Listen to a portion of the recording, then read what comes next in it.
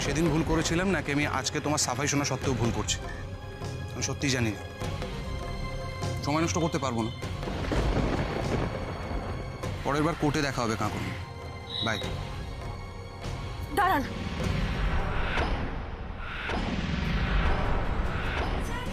চলুন রানাদা, আমাদের সঙ্গে চলুন। কোথায়? আমাদের বাড়িতে। আমাদের বাড়িতে গিয়ে আপনি হেডমিস্ট্রেসের সামনে দাঁড়াবেন। হেডমিস্ট্রেসকে আজ তার কৃতকর্মের জন্য জবাবদিহি করতেই হবে।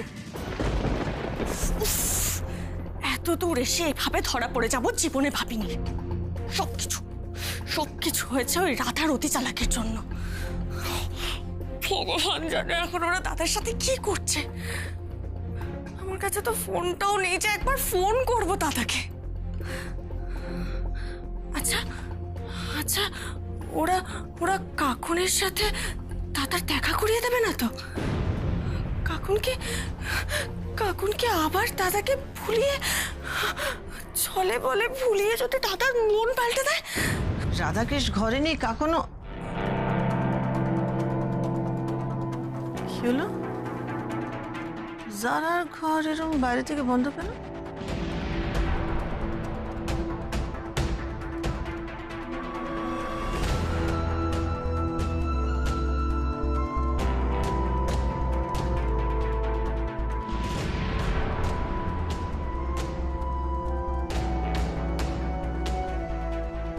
আন্টি প্লিজ খোলো।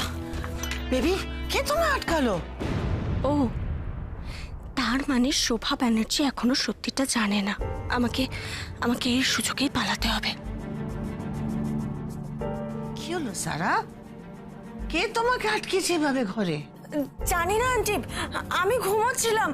ঘুম থেকে উঠে বেরোবো বলে দরজাটা খুলতে গিয়ে দেখি দরজাটা বন্ধ। ওয়েট এ মিনিট, ঘুমোচ্ছিলে মানে? আমি কাল রাতে কিন্তু তোমার ঘরে ঢুকেছিলাম, তুমি ঘরে ছিলে না। বালিশ টালিশ চাপা দিয়ে তুমি কোথায় চলে গেছিলে? আন্টি আমার খুব জরুরি একটা কাজ আছে, আমি আসছি। হ্যাঁ, পরে এসে সব বলবো। Sarah, listen to Sarah, listen to me. Sarah, listen to me, baby. ও দিদি ভাই, তুমি রূপসাকে যারা বলে ডাকছো কেন?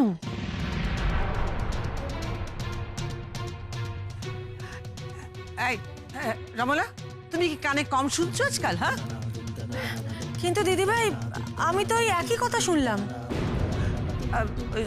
যারা কথা ভাবছিলাম ভুল করে রূপসাকে যারা বলে দিয়েছে। ওয়েট,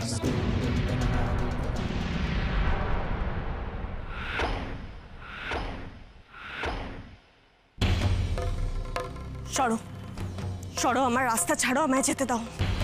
রূপসা, তুমি যাদের কাছে যাচ্ছ তারা তো সবাই এখানে চলে এসেছে।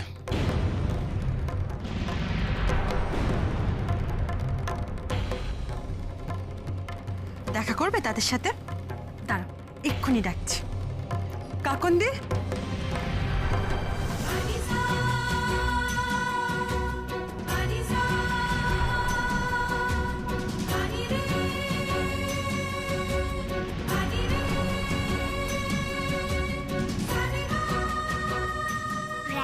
গ্রানু, এই দেখো আমি এসে গেছি।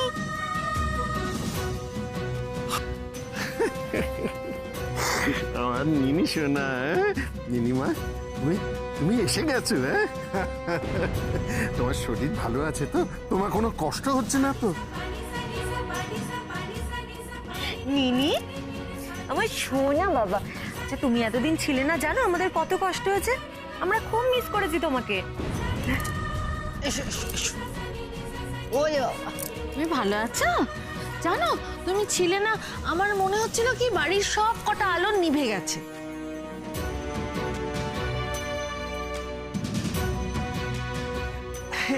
রাধা, কৃষ কাকু, তোমরা ওকে খুঁজে পেলে কোথায়?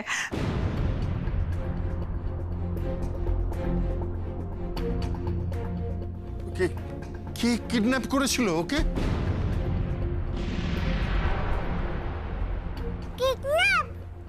কিডন্যাপ তো আমার বাবা করেছিল।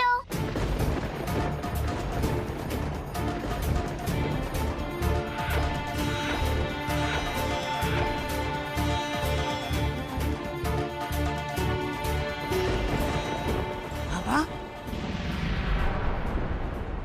হ্যাঁ,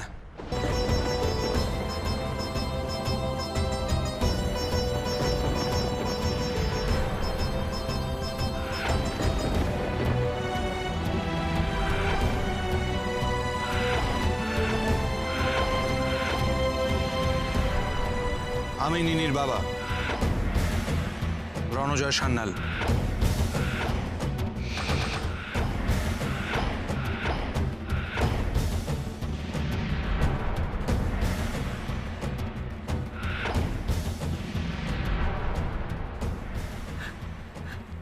তুমি এখানে হ্যাঁ, আমি।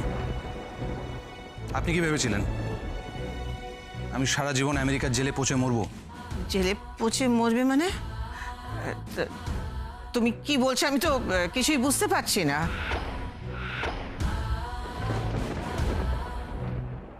বুঝতে তো আপনার একটু অসুবিধা হবে, হয়তো একটু সময়ও লাগবে। চিন্তা নেই, আমি আপনাকে সবটা বুঝিয়ে বলছি। আমি আমেরিকার ভ্যাগাবান্ড মিউজিশিয়ান, যার প্রেমে আপনার মেয়ে পড়ে। আপনার মেয়েকে যে পাগলের মতো ভালোবাসত, আর যাকে আপনি জুতোর সোলের থেকেও কম দামি মনে করতেন, কারণ তার কাছে পয়সা ছিল না।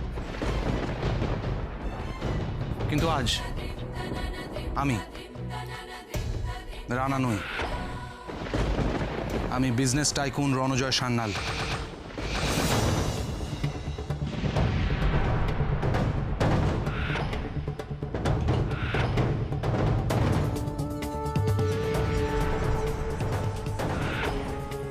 আপনাদের রাইভাল কোম্পানি RS এন্টারপ্রাইজের মালিক আর নিনির বাবা।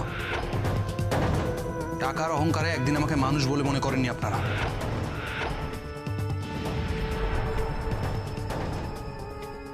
আজ আমি নিজের জোরে ক্ষমতা, অর্থ, প্রতিপত্তি সব কটা ব্যাপারে আপনাদের থেকে উপরে।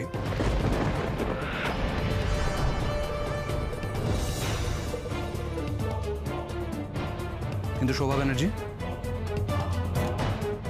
আমি আপনাদের মতো এখনো মনুষ্যত্বটা হারাইনি। এসব পুরনো কথা ভুলে যাও রানা।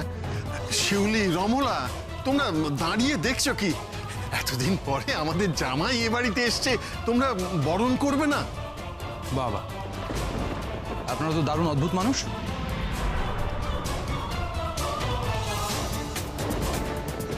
একদিন যখন আমার টাকা ছিল না, ক্ষমতা ছিল না, তখন আমায় তাড়িয়ে দিয়েছিলেন। আর এখন আমি RS এন্টারপ্রাইজের মালিক, তাই আমাকে জামাই হিসেবে বরণ করে নিতে চান? গ্রেট। তুমি তখন থেকে আমাকে কি বলে চলেছো? আমি কিন্তু কিছু বুঝতে পারছি না। হ্যাঁ, না বোঝার তো কিছু নেই মম। তোমার জন্য রানা আমাকে ভুল বুঝে আমার থেকে সরে গেছিল। তোমার জন্য এত বছর আমি রানাকে ছাড়া একটা ডেড বডির মতন কাটালাম। তোমার জন্য নিনি তার বাবাকে পায়নি। আমার সারা কাপন আবার শুরু করলে। বাবা, তোমরা মা মেয়ে মিলে তো দারুণ নাটক জমিয়ে ফেলেছো। এ বলে আমায় দেখ, তো ও বলে আমায় দেখ। বাহ, আসলে তোমরা দুজনেই সমান দোষী।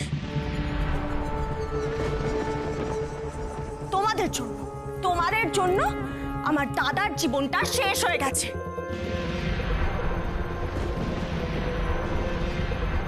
আর দাদা, দাদা তুই কি রে? তুই নিনিকে নিয়ে আবার এই বাড়িতে চলে এলি? এই বাড়িতে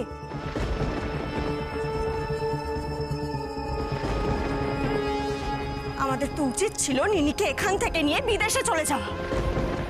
এই কঙ্কনা ব্যানার্জি আবার মিষ্টি মিষ্টি কথা বলে তোকে ভুলিয়েছে না?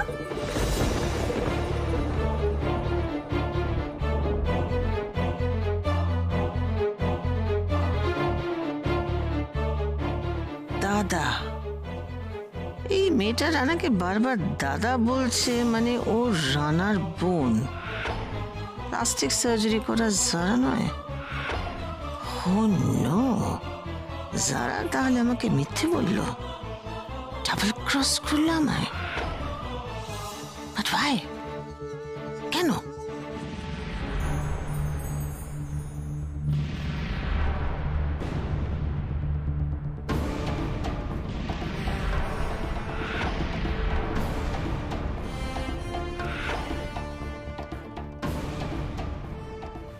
এনেছো? এই হলো গিয়ে তোমার জকের দন। যা যা বলেছিলাম এক্স্যাক্টলি সবকিছু আছে? হ্যাঁ হ্যাঁ আছে আছে আছে, সব আছে, এভরিথিং। হ্যাঁ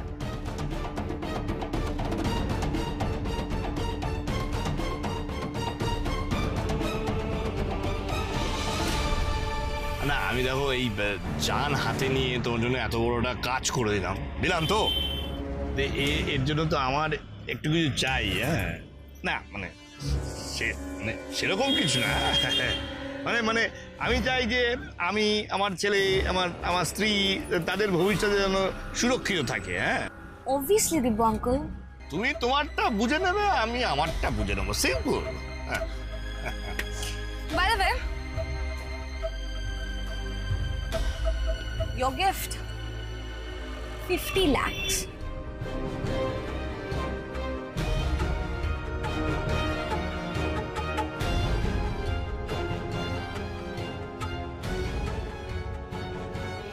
তাকে তোমায় একটা কথা বলি, এই যে শোভা ব্যানার্জি, এই মহিলা কিন্তু মানে খুব মানে মানে ভদ্র ভাষায় বললে ডেঞ্জারাস মহিলা।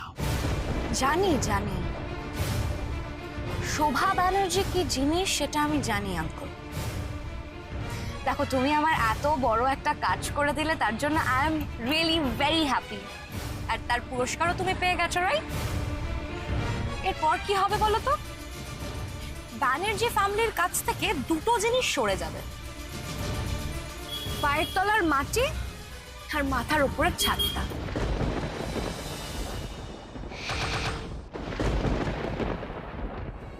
না না রূপসাব, রানা, রূপচাঁদ, তোমরা কিন্তু আমায় ভুল বুঝছো। আমি কিন্তু কিছু করিনি। এই সব কিছুর পেছনে শোভা ব্যানার্জির হাত আছে। Mind your language Kakon. তুমি রানাকে আমার জীবন থেকে সরিয়ে দেওয়ার জন্য ওকে মিথ্যে চুরির দায় জেলে ভরে দাওনি? বলো বলো বলো আমাকে।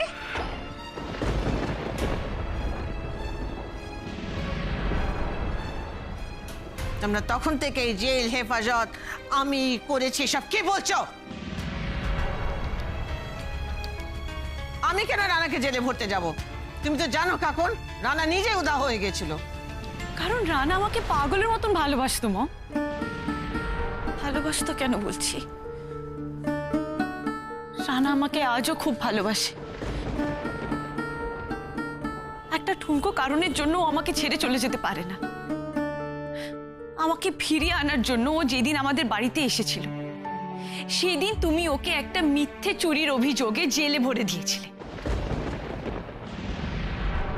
এতদিন আমি শুধু ডাউট করতাম যে রানার আর আমার সেপারেশনের পেছনে তোমার হাত আছে, কিন্তু আজকে আমি শিওর হয়ে গেছি যে এটা তুমি ছাড়া আর কেউ করতে পারে না।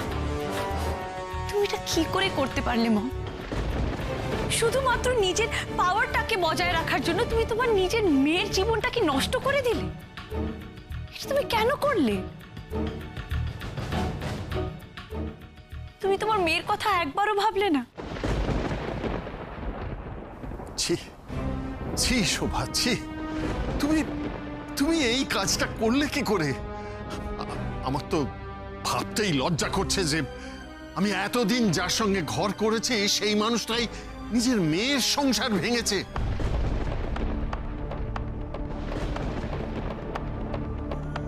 দিদিভাই, আমার কপাল থেকে তো স্বামীর সুখ ঈশ্বর সেই কবেই কেড়ে নিয়েছেন, কিন্তু তুমি তুমি তো একজন মা দিদিভাই। তুমি কিভাবে পারলে দিদিভাই নিজের মেয়ের জীবন থেকে স্বামীর সুখ এইভাবে কেড়ে নিতে? সত্যি বাবা, সিরিয়ালে তো আমরা হামেশাই দেখি ছেলের বউয়ের ক্ষতি করছে শাশুড়ি, কিন্তু নিজের মেয়ের ক্ষতি? ওরে বাবা, ও দিদি ভাই, তুমি তো নতুন এক্সাম্পল সেট করলে গো। তুমি তোমার অধিকারের সীমা ছাড়িয়ে যেও না Ramala. Mind your own business. Mom, দি এত বছর ধরে এত কষ্ট পাচ্ছে, একটা চূড়ান্ত ডিস্টার্ব লাইফ লিড করছে। নিনি, ওই বাচ্চা মেয়েটা নিজের বাবাকে ছাড়া ইনকমপ্লিট, সারাক্ষণ বাবা বাবা করে যাচ্ছে। মম, এইসব দেখার পর তোমার মনে একটু মায়া হলো না? তুমিও সেই সময় হয়তো রানাদার আপনার মতো বাড়ি গাড়ি টাকা পয়সা নাই থাকতে পারে,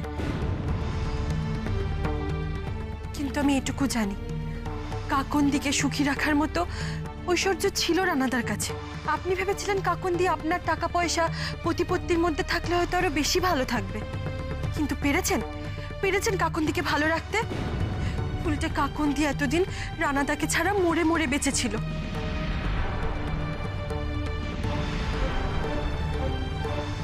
কিন্তু আজ থেকে কাকন্দি বাঁচার মতো বাঁচবে। বেশি বড় বড় কথা বলো না রাধারানী। তোমাদের কাছে কি প্রমাণ আছে যে আমি রানাকে জেলে পাঠিয়েছি?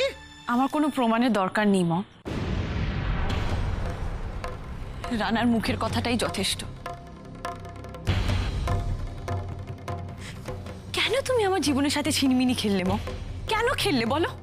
অন্তত আমি যখন নিনিকে কনসিভ করেছিলাম তখন তুমি সত্যিটা স্বীকার করে নিতে পারতে, রানাকে আমার কাছে ফিরিয়ে আনতে পারতে। মম, রানা তো নিনি ছোটবেলা মিস করে গেল। নিনির ওই আদো আদো করে বাবা ডাকটা শুনতেই পেল না। নিনির বড় হয়ে ওঠার সঙ্গে রানা তো থাকতেই পারলো না। নিনিকে কথা শেখানো, নিনির আঙুল ধরে হাঁটতে শেখানো, রাতে নিনিকে জড়িয়ে শোয়া, ওর গায়ের মিষ্টি গন্ধে নিজের বুকটাকে ভরিয়ে তুলতে পারলো না মা। কেন তুমি এই সমস্ত সুখ আনন্দ রানার জীবন থেকে কেড়ে নিয়ে ওকে নিজের মেয়েকে কিডন্যাপ করতে বাধ্য করলে মা? কেন করলে বলো? বলো আমায়। এত আক্ষেপ করো না কাকন্দি, কিচ্ছু শেষ হয়নি। এখন তো তোমাদের ভালো থাকার দিন আসছে। রাধা, তুমি না থাকলে তো আমি সারা জীবনের জন্য রানা আর নিনিকে হারিয়ে ফেলতাম। তুমি আমাকে ফেরত পেয়েছো, এরকম একটা ভুল ধারণা কেন নিজের মনের মধ্যে পোষণ করছো কাকুন? আমি বুঝতে পারছি না।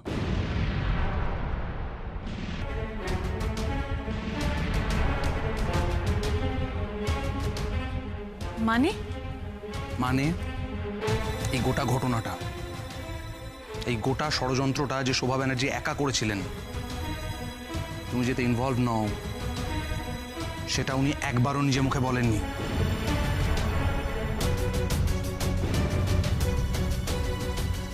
মম, মম প্লিজ প্লিজ তুমি তোমার অপরাধটা স্বীকার করো। রানার সামনে নিজের অপরাধটা স্বীকার করো। একবার আপনার জন্য কাকন্দির সংসারটা ভেঙেছে হেডমিস্ট্রেস। আজ অন্তত নিজের অন্যায়টা স্বীকার করে নিয়ে ভুলটা শুধরে নিন হেডমিস্ট্রেস। পাপের প্রায়শ্চিত্ত করে নিন। প্লিজ মম, রাধা অনেক কষ্ট করে রানাদার দিকে মেলানোর চেষ্টা করছে। তুমি এবার ওদের ঘরটা ভাঙতে দিও না প্লিজ মম। একবার নিজের অন্যায়টা রানাদার কাছে স্বীকার করে না, একবার। দিদিভাই, ছোট মুখে বড় কথা হয়ে যাবে তাও আমি বলছি। তুমি অন্যায় স্বীকার করলে কোনো শাস্তি তো পাবেই না, বরং রানা আর কাকনের কাছে না অনেক উঁচুতে স্থান পাবে।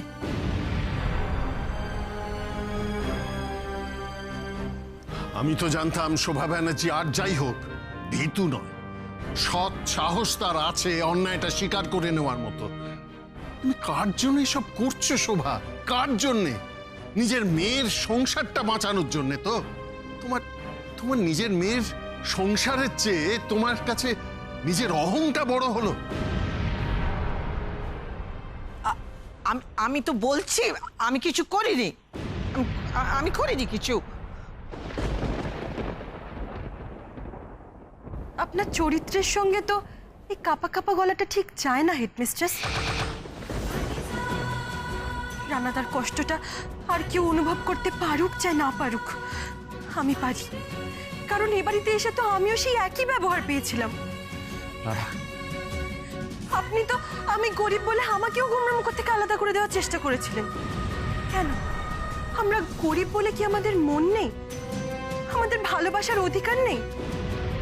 আপনি কারুর থেকে কারুর ভালোবাসার ভালো থাকার অধিকার কেড়ে নিতে পারেন না হেডমিস্ট্রেস। আজকে আপনাকে নিজের মুখে আপনার অন্যায়টা স্বীকার করতেই হবে, করতেই হবে।